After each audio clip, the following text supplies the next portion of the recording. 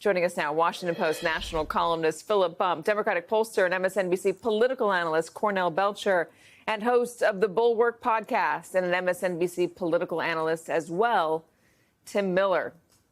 Phil, this is different. I mean, I just laid out a handful of the things that Donald Trump has said over the years. There's so many more to name.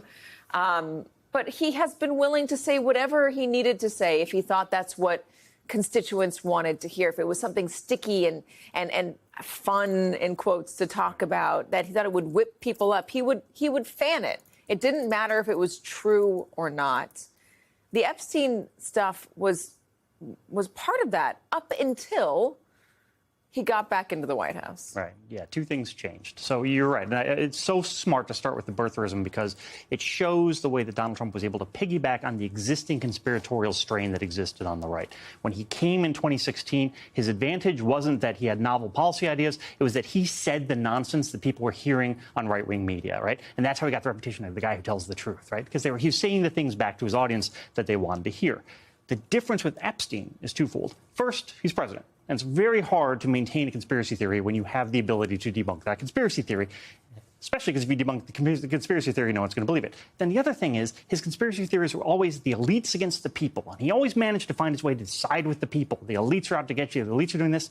He can't do that with Jeffrey Epstein, who he was friends with for a long time. And there's video footage of them together. And he flew on his plane, right? Like, Jeffrey Epstein is different because he knew Donald Trump, and he is unable to distinguish between the elites and himself in this case, because you see the picture right there on your screen. That's him and Jeffrey Epstein. Tim, what do you think? Well, first, for starters, Katie, I just have to say, you just like to dig up all of my trauma for the past decade every time I come on with you. I gotta re-listen to Trump birther interviews from 2011 now. Come on, Katie. It's my gift to you. Here's why I think this one matters. Because in all those other cases, he was lying to people that he didn't need or care about. He was lying to you, to the media, to me. You know, he was lying to Never Trumpers. He was lying to whatever. In this case, he was lying to his own people. And his own voters right now have over that whole long period, dating back to all the way back to those birther interviews, they've been promised a lot. And they've been promised that there are a lot of bad people out there in the world, in the deep state, and they're pedophile rings, and they're stealing elections, and they're starting a pandemic. And that once he gets back in there and he gets Kash Patel at the FBI and, you know, the whole range of characters they've seen on all their podcasts and cable shows for the last decade, they're going to finally be able to bring these people to account. And so 6 months in, for them to say, oopsie, no, actually, that wasn't true. There really weren't any bad people. You know, there really weren't any pedophiles, you know, involved at the elite levels of the country. It's not unreasonable for his own voters to be mad, like to feel betrayed about that. And so I know that might feel kind of silly to people who haven't engaged in this that closely, or, you know, it might be easy to say, well, you know, there have been so many times before that he's misled. Well, sure, but in this case, there's at least a cadre of people out there that truly thought that finally the powerful were going to be held to account. And I don't think he's going to be able to brush that aside that easily.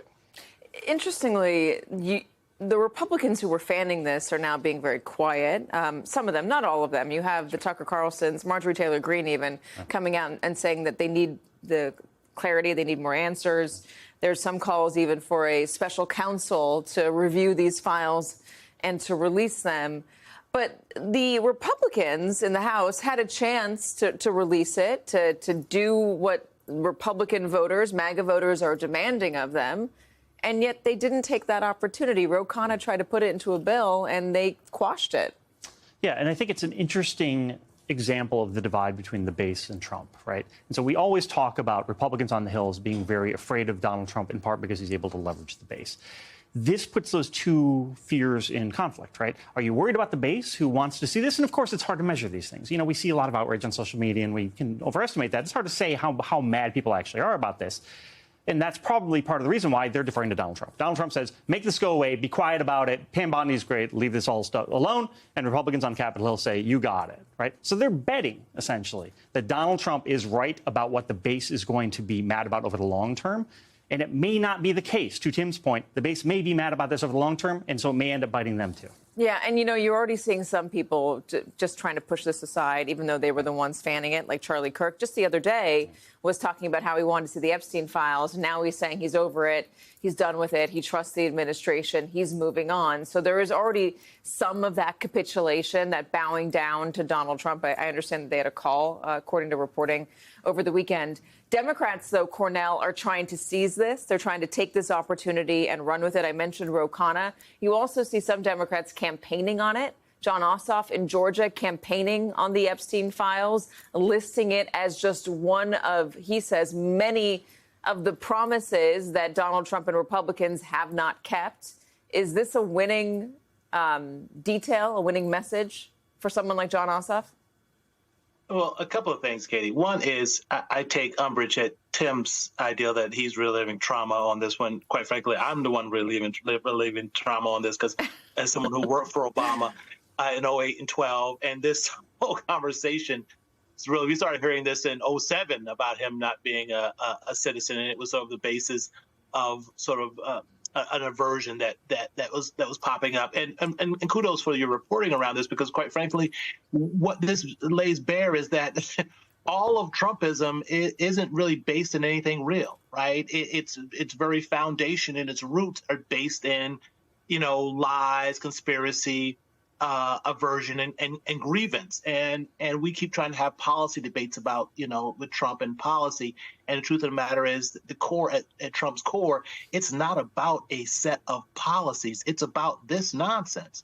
Now, whether or not Democrats can use it going into the next round of elections, look, midterms are driven primarily about turnout, right? We see dramatic drops in turnout from presidential on years to midterms. And again, we saw this very well in the Obama years, where the 2010 electorate was not the 08 electorate, and the 2014 electorate certainly wasn't the 2012 electorate. So you got to energize your base and get them out. Republicans have done historically a much better job at energizing and keeping their base fed than Democrats, who quite frankly seem to be afraid of their base and want other shiny objects more than their base. But that's another conversation, Katie.